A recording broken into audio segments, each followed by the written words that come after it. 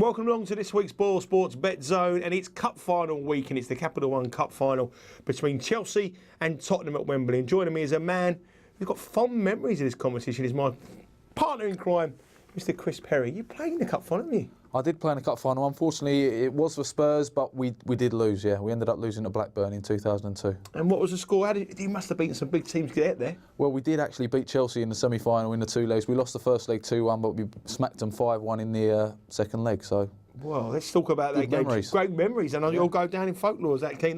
People keep referring about that game, but unfortunately, there's a new crop of players, Harry Kane and that, and will they be able to put their names among the lights of Chris Perry? We'll find out very shortly. Let's have a look at that game. We're going to start off with the Sunday game at Wembley. Chelsea against Tottenham in the Capital One Cup final. Chelsea, no Matic, obviously suspended, and Tottenham travelling back over the Europa League. What's your thoughts on this, Chris?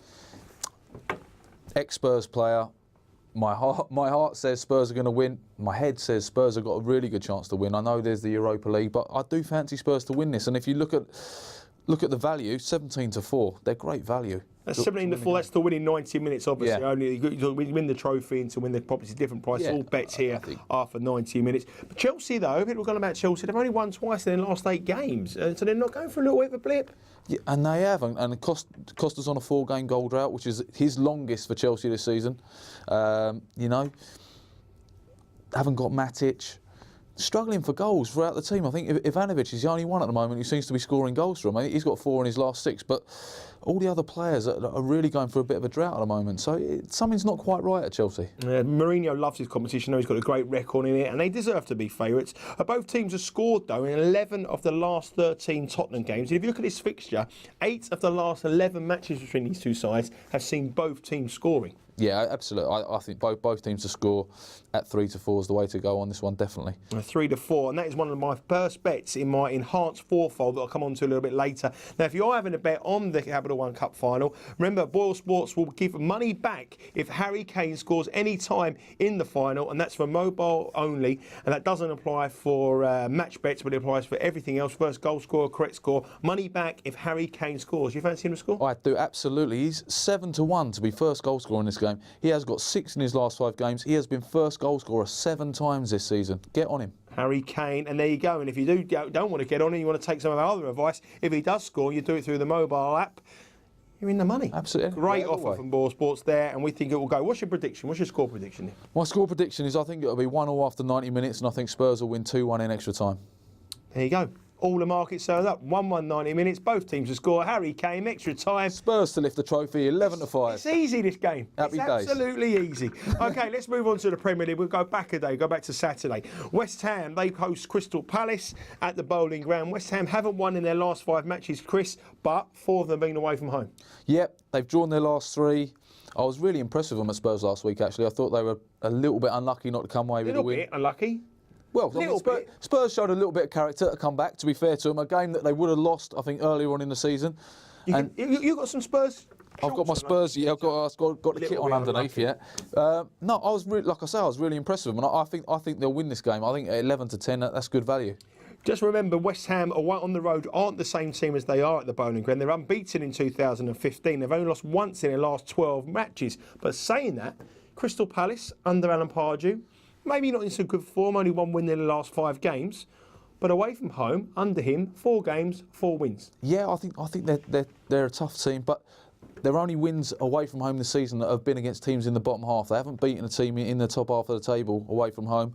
I think they might struggle. I think West Ham, like you say, are very strong at home. I fancy West Ham to win this one. I fancy West Ham and under 3.5 at 13-8 might be a half-decent bet. 7 of the last 11 West Ham matches have been draws. Both teams have scored in the last 3 Crystal Palace games, which makes me go with the 1-1. And again, both teams to score here, I think it's a great bet. I do think both teams to score will come in. I fancy Sacco, first goal scorer. Got a goal last week. He's come in 3 times this season, first goal scorer as well. Get on him. Sacco, you say there, well, before the one, he's the favourite. Mark Noble, for me, takes penalties. And if Andy Carroll doesn't play, Kevin Nolan doesn't play. And I think Mark Noble will just signed a new contract as well. Signed a new contract, penalties, free kicks, captain armbands. And whatever you go with, well, to make you pay your money, you take your choice. If your goal scorer scores inside the first 20 minutes in any game in the Premier League this weekend, BoyleSports will double the odds on that first goal scorer winning selection. So if you do take Chris's advice, which please don't, and you go with Sacco. 4-1. He probably scores in don't. 20 minutes. You get 8-1. But both teams to score for me. Okay, 12 o'clock Sunday. Now, I know we've got all the action going on at Wembley, but for me, this is the biggest game of the weekend. Liverpool, they host Manchester City at Anfield. Man City have got to bounce back from the defeat against Barcelona. Yaya Touré's back. BoyleSports here are taking a chance. They're very short about Liverpool. If you want to back Man City, that's the place to go. Yeah, you think Man City? I fancy the draw in this one. I think both sides are in really good form. City have only won once at Anfield in 17 Premier League games. But the current form's not good, Chris. Only 2 wins in their last 7 compared to Liverpool. That's why I fancy the draw. 24 matches, only 1 loss. One thing you've got to fancy, though, Chris, is goals again. Both teams to score in this one's almost a banker. You know, City aren't great defensively. Liverpool are going to be playing against Manchester City, and with Yaya Touré, you know, they scored 5 last week against Newcastle. Could have been 10. You know, they do score goals when Touré plays. 13 goals in the last 3 Man City games they have scored. Last year this game was 3-2 to Liverpool. Earlier in the season it was 3-1 at the Etihad. Last 6 clashes between the both teams, every team has scored. Yep. And in the 5 of the last 6 clashes, over 3.5 goals are coming. So 15-8, do you like that? It's a decent bet. Yeah, I could see this easily being 2-2, something like that. 2-2. I fancy the draw. Both teams to score on the draw, 16-5. That would be the way I'm going to go. I don't fancy City to win it. I think Liverpool are on a good run at the moment. I like the draw as well. Desmond 2-2 is the way to go for me as well, and has been 2-2 this fixture a couple of times in recent years. What are you going for double bubble?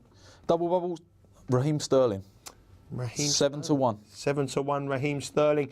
I think the boy Coutinho's on fire. I like him, but I think Liverpool and Man City will be on as even, and I think that's a great boost for Chelsea ahead of the match at Wembley, knowing that Man City are dropping vital points at Anfield. Okay, the final game we're going to look at this week is at Arsenal. 2:05 BT Sport. Arsenal 4-7 to beat Everton. Now, on the back of their performance in midweek, would you be rushing down to BoyleSports to back the 4-7 the Gunners? I wouldn't be backing them at 4-7. I do think Arsenal will win the game. Don't get me wrong, but I don't think there's a lot of value in the 4-7. I think Arsenal have won their last 8 Premier League games at home. Everton have got a horrible record against Arsenal at either the Emirates or Highbury. They've only won 1 in 22 Premier League meetings. So I think Arsenal will win this game. I fancy Arsenal and over 2.5 goals in the game at 13-10. 1996 was the last time Everton won at Arsenal. I mean, you've got to look at some of the goal. I mean, the Arsenal were defensive though, Chris. You're a defender. How can they keep a clean sheet in this game? Mertesacker looks gone in the game because Koscielny doesn't want him by the side of him. I fancy Gabriel to start alongside Koscielny. I think there'll be a lot of changes. I think you'll see Monreal come back in at left back. I do think Gabriel will start alongside Koscielny. You may see Chambers at right back, although I do like Bellerin. How can you have a centre half wearing that eye patch though? When she was sung Dreams Can Come True. Back in 1996, the last time Everton won. But Gabrielle, if she's got the eye patch on, I don't think she's got any chance without the eye patch. I fancy him. Everton have only won 2 of their last 13 games. 4 of the last 6 meetings between these two sides have seen both teams scoring. Chris fancies goals, I fancy goals, and I fancy both teams to score. And if we're going to fancy goals, who's your double bubble? My double bubble is Olivier Giroud. He missed the target 6 times last night. Couldn't hit the target. On the pitch. He's saving one. He's saving one for Sunday. Okay, I wouldn't have a clue who's going to score the goals for Arsenal, and I would go for someone who didn't even play in that performance, someone who's got something to prove. The Ox. The Oxlade-Chamberlain looks good, scored a worldie, and I think the Ox at a decent price will land my double bubble. Okay, before we go anywhere, this is the moment you've been waiting for. This is my enhanced fourfold. Both teams to score. The boys at BoyleSports will give me 10-1 on this. I fancy goals in West Ham, Crystal Palace, both teams scoring. Arsenal, Everton, both teams scoring. Liverpool, Man City, both teams scoring. And Chelsea, Tottenham at Wembley, both teams scoring. Cheer on the goals. Get a monster 10-1. You fancy a bit of that, Chris? I do fancy that. I'll get all over that. Absolutely. 10-1. Chris is getting all over it. If you weren't having a bet on that, what was your nap? My nap of the week, I think, is both teams to score in Liverpool, Man City.